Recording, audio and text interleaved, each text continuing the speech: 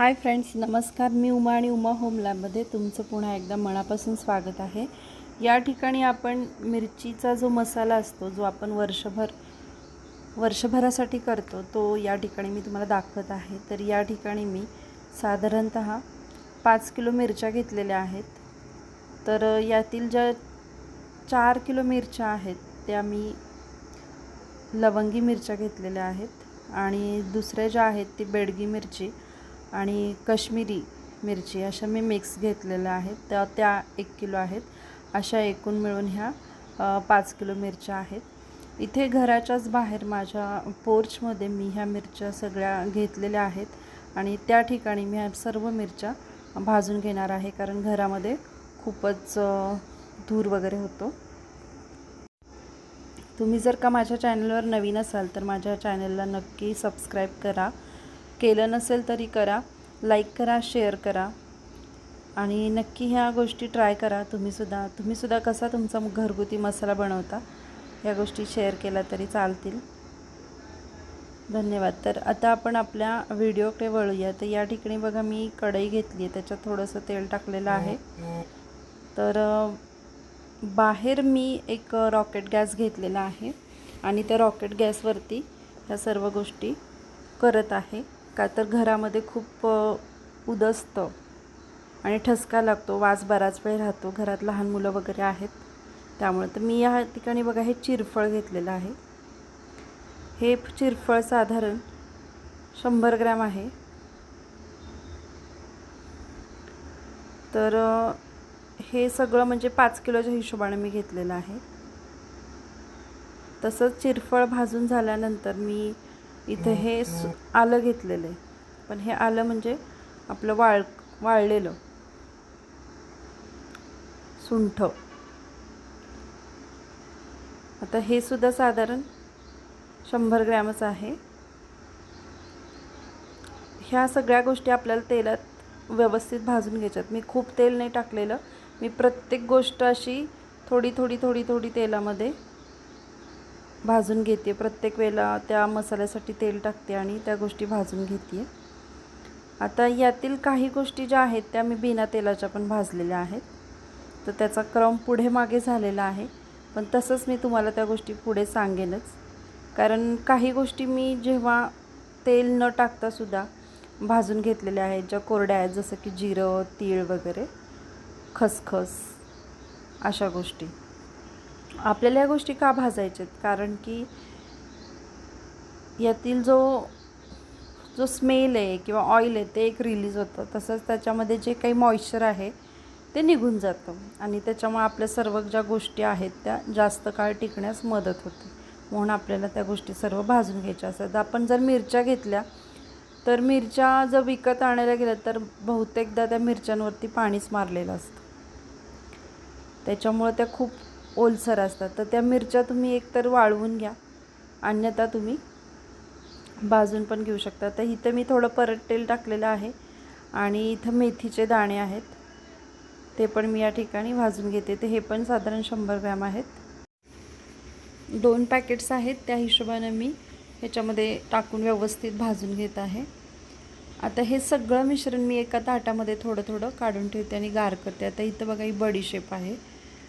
तर साधी बडीशेप असते आणि ती पण मी साधारण 100 ग्रॅम घेते. म्हणजे किलोच्या हिशोबाने बघितलं तर 20 ग्रॅम वगैरे आहे.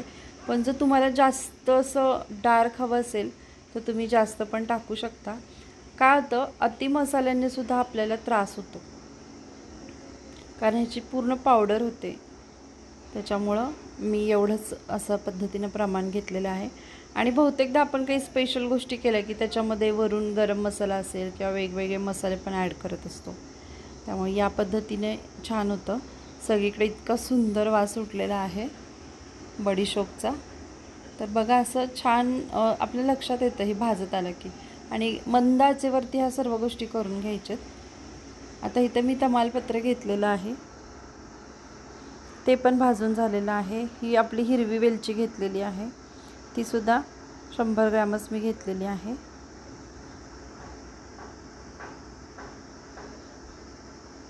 तर ही पण अशी छान अशी भाजून घ्यायची आपल्याला.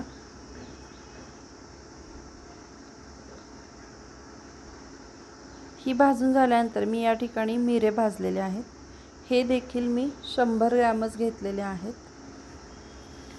सर्व मसाले मॅक्झिमम मी 100 ग्रॅमच घेतलेले आहेत. एखाद दुसरा मसाला जसं की धणं वगैरे हे जास्त घेतलेलं आहे मी, त्यावेळेला तुम्हाला त्याचं प्रमाण सांगेनच. बघा मी इथं थोडंसं तेल परत ॲड केलेलं आहे. याच्यामध्येही आपली मसाला वेलची आहे जी मोठी येते तीसुद्धा या ठिकाणी मी घेतलेली आहे, ही पण 100 ग्रॅम आहे. आता सुंठ असेल, हळकुंड असेल, हे तेलात गेल्यानंतर फुगतं आणि हलकं होतं आणि ते तुटतं पण इझिली. तर ही बघा वेलची पण छान अशी आपल्याला भाजून घ्यायची. तर सगळ्यांचं टेक्स्चर चेंज होतं आणि जाड होतं. तर ही नागकेशर आहे, ही पण 100 ग्रॅम घेतलेली आहे. ही पण तेलात मी चांगली भाजून घेते आहे. आता ही रामपत्री आहे आणि जायपत्री, हे पण 100 ग्रॅम आहे. ह्याच्यामुळे स्मेल खूप चांगला येतो. तर ह्या देखील मी ह्या एकत्रच भाजून घेते, कारण ह्याचं टेक्स्चर हे दोघांचं एकसारखंच असतं, त्यामुळे एकत्र भाजायला हरकत नाही आहे, कारण व्यवस्थित भाजलं जातं. मसाल्यांचं टेक्स्चर वेगवेगळे आहे, आकार वेगवेगळा आहे, तरीसुद्धा कुठलीही गोष्ट कमी जास्त होते भाजायला. मग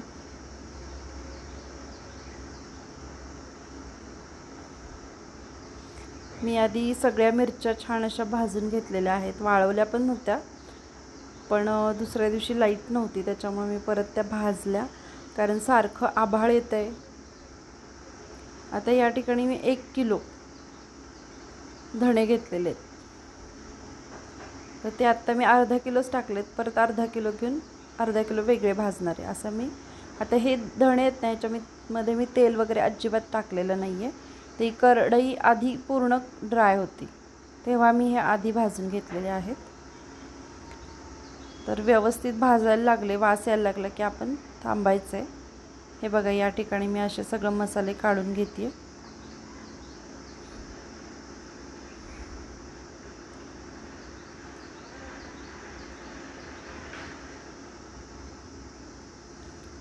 हे बघा हळकुंड वगैरे आहे, हे कसं फुगलेलं आहे, खूप छोटं होतं आणि फुगून एवढं झालेलं आहे आणि इझिली तुटतात मग ह्या गोष्टी.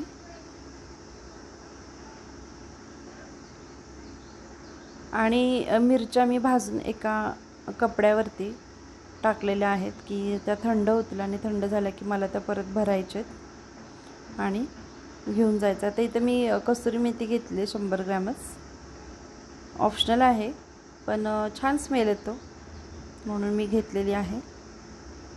ही पण चांगली भाजून घ्यायची. हे सगळे मसाले बघा कोरडेच भाजून घ्यायचे आहेत आपल्याला. तेल वगैरे टाकलं की काय होतं, पूर्ण ते कढईला चिकटून जातं आणि त्रास होतो आणि ती लगेचच भाजली जाते खरं तर. आता हे दगडी फूल आहे, हे सुद्धा मी 100 ग्रॅम घेतलेलं आहे आणि हे पण अशा पद्धतीने मी भाजून घेते. ही आपली लवंग आहे 100 ग्रॅम, ही तेलात भाजते बरं का.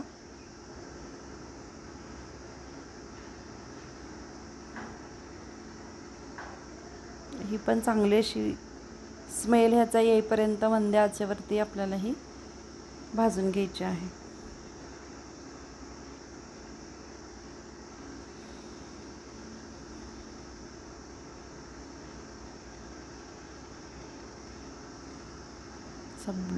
डार्क ब्राऊन रंग होतोय प्रत्येक मसाल्याचा, असा थोडासा जे काळपट आहे त्यांचा. आता हे आपलं चक्री फूल आहे, हे सुद्धा मी छान असं थोडंसं तेल टाकले आणि त्याच्यामध्ये भाजून घेते. आता हे तीळ जे आहे हे मात्र मी कोरडंच भाजून घेतलं बघा, ह्याच्यात तेल वगैरे काही ॲड केलेलं नाही आहे. तर असे जे कोरडे मसाले आहेत ते आधी भाजून घ्या. माझा क्रम इकडे तिकडे झाला आहे, कारण शूट मी एकटीच करत होते, मध्येच खूप ठसकत होतं, त्याच्यामुळं माझ्या गोष्टी थोड्याशा मागं पुढं झालेत, पण मी तुम्हाला तशी मी कल्पना देते व्हिडिओमध्ये. आता हे जिरे आहेत, तीळसुद्धा मी 100 ग्रॅम घेतलेलं आहे. जिरे आहेत ते देखील, सॉरी हे शहाजिरे, हे 100 ग्रॅम घेतलं.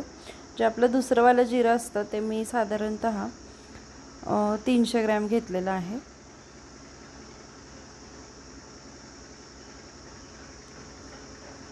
तर हे देखील मी असं कोरडंच भाजून घेते.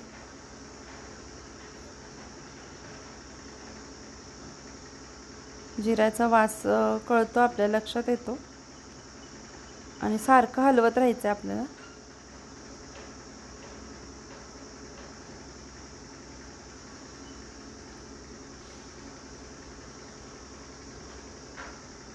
मी या ठिकाणी मोठी कढई घेतली. तुमच्याकडे घमेल असेल वगैरे तरी तुम्ही असं म्हणजे मिरच्या भाजण्यासाठी वापरू शकता घरामध्ये, जे मोठं भांडं, काही जण पातेल्यात वगैरे भाजतात. मी मिरच्यासुद्धा बिन तेल टाकताच भाजलेल्या आहेत. तर आता हे जिरं पण भाजत आलेलं आहे. याचा खमंग असा वास सुटलेला आहे. आता नेक्स्ट इन्ग्रेडियंट आहे खसखस. ती पण मी 100 ग्रॅम घेतली. बघा ही खसखस किती महाग असते आणि आपण किती वापरतो. आणि तेल वगैरे टाकलं ना तर त्या भांड्यालाच ती चिकटते जास्त करून. त्यामुळे अशा काही गोष्टी आहेत ना त्या आपल्याला या पद्धतीनंच करून घ्यायच्या आहेत, कोरड्याच भाजायच्यात. म्हणजे तेल टाकून भाजल्या तरी देखील चालू शकतात, पण आपलाच त्रास कमी व्हावा म्हणून मी सांगते तुम्हाला.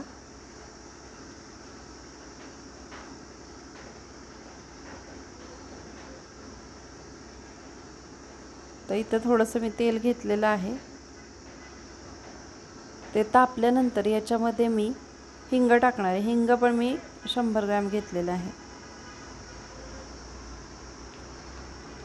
तर हिंग पण बघा असा फुलून येतोय आता, जसा डिंक फुलतो वगैरे त्या पद्धतीनं. तर तो पण चांगला आपल्याला असा भाजून घ्यायचा आहे.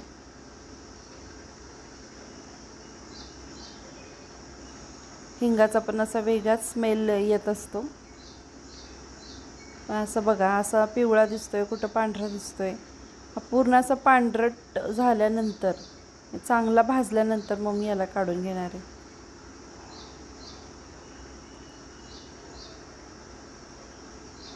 तुम्ही व्हिडिओ कुठून बघताय हे सुद्धा कमेंटमध्ये मला नक्की कळवा आणि व्हिडिओ शेवटपर्यंत बघा. आता या ठिकाणी मी घेतलीत हळकुंड. ही पण मी घेतलीत 100 ग्रॅम. तर हळकुंड जी आहे ती पण तेलात असं तेल टाकलेलं आहे मी परत आणि त्याच्यात चांगली भाजून घेतो. ह्याचा आकारमान बघा केवढे, आणि ज्यावेळेला आपण भाजतो त्यावेळेला ही चांगली फुलतात, मोठी होतात आणि तुटायला पण पटकन तुटतात. हळकुंडाने हळदीला चटणीला रंग पण छान येतो आणि सुवाससुद्धा खूप सुंदर येतो. म्हणजे ह्या ज्या कच्च्या गोष्टी असतात ना ह्याची मजाच काही और असते. आणि ज्यावेळेला चटणी आपण नवीन घरी बनवून आणतो तेव्हा त्याचा जो वास आहे किंवा त्याच्या भाज्या आहेत ना त्या खूप छान होतात. मी या व्हिडिओमध्ये फक्त तुम्हाला तिखट कसं करायचं हे दाखवलेलं आहे. चटणी कशी मिसळायची म्हणजे काळं तिखट कसं बनवायचं ह्याचा व्हिडिओ मी सेपरेट करून तुम्हाला शेअर करेल.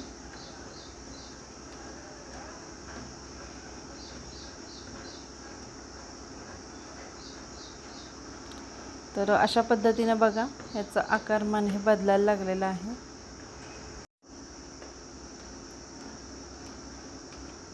आता हे पण आपल्याला एका भांड्यामध्ये काढून घ्यायचं आहे. आता परत मी या ठिकाणी मोहरी घेतली आहे. हा व्हिडिओ थोडा कॅमेरा थोडासा पकडण्यात चूक झाल्यामुळे असं दिसतंय. तर मोहरी पण मी साधारणतः पावशर घेतलेली आहे, 250 ग्रॅम. तर ती कोरडीच अशी मी भाजून घेते आहे. त्याच्यात तेल वगैरे काही टाकलेलं नाही आहे. खूप नाही भाजायची, नाहीतर करपली वगैरे तर ती कडू लागते आणि चटणीची चव जाऊ शकते. त्यामुळं मंद गॅसवरती अशी भाजून घ्यायची आहे तुम्हाला. सारखं हलवत राहायचं आहे, ही महत्त्वाची काळजी घ्या कुठलेही मसाले असतील तर.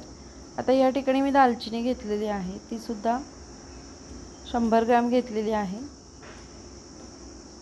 तेल थोडं टाकलेलं आहे आणि मी ती दालचिनी भाजून घेते.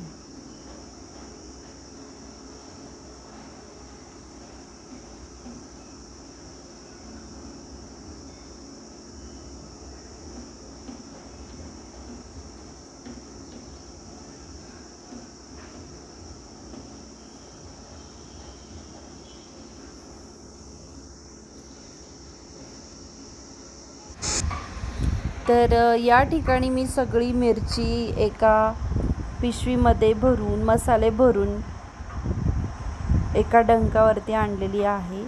तर या ठिकाणी मी लाल मिरची पावडर आहे ती अर्धा किलो वेगळी काढून घेणार आहे, कारण आपल्याला ती बऱ्याच ठिकाणी लागते म्हणूनसाठी.